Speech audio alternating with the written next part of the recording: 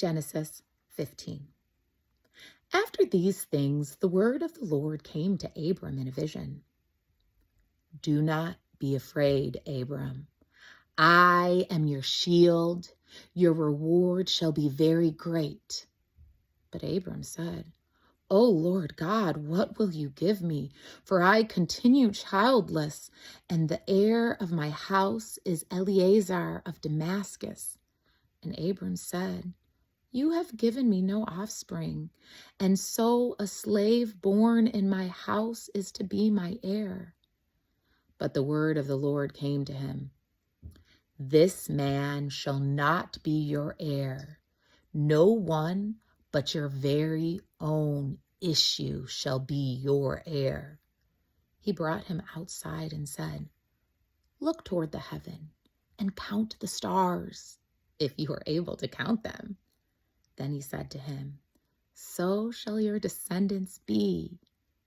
And he believed the Lord, and the Lord reckoned it to him as righteousness. Then he said to him, I am the Lord who brought you from Ur of the Chaldeans to give you this land to possess. But he said, O Lord God, how am I to know that I shall possess it? He said to him, Bring me a heifer 3 years old, a female goat 3 years old, a ram 3 years old, a turtle dove, and a young pigeon. He brought him all of these and cut them in two, laying each half over the other. But he did not cut the birds in two. And when the birds of prey came down on the carcasses, Abraham drove them away. As the sun was going down, a deep sleep fell upon Abram, and a deep, terrifying darkness descended upon him. Then the Lord said to Abraham, Know this for certain, that your offspring shall be aliens in a land that is not theirs, and shall be slaves there, and they shall be oppressed for 400 years. But I will bring judgment on the nations that they serve, and afterwards they shall come out with great possessions. As for yourself, you shall go to your ancestors in peace. You shall be buried in a good old age, and they shall come back here in the 4th generation, for the iniquity of the Amorites is not yet complete. When the sun had gone down in its darkness, a smoking fire pot and a flaming torch passed between these pieces.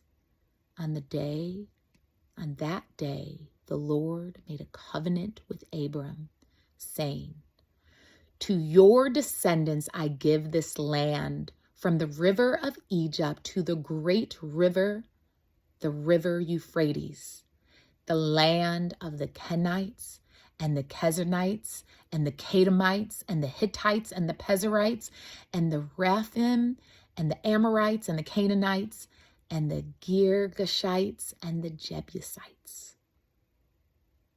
Genesis 16. Now Sarai, Abram's wife, bore him no children. She had an Egyptian slave girl whose name was Hagar.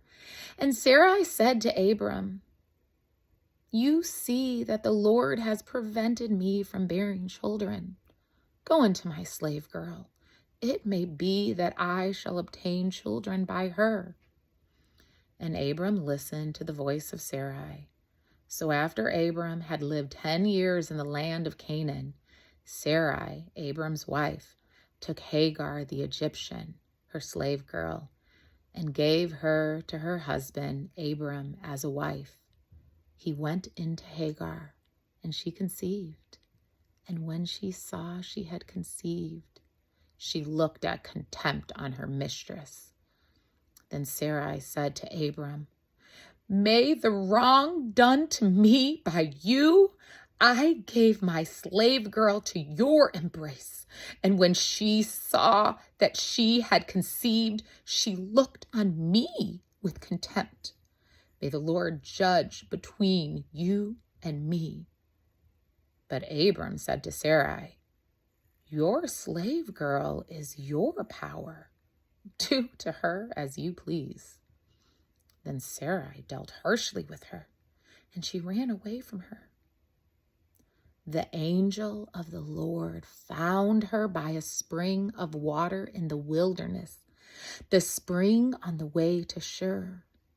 And he said, "Hagar, slave girl of Sarai, where have you come from, and where are you going?" She said, "I'm running away from my mistress Sarai."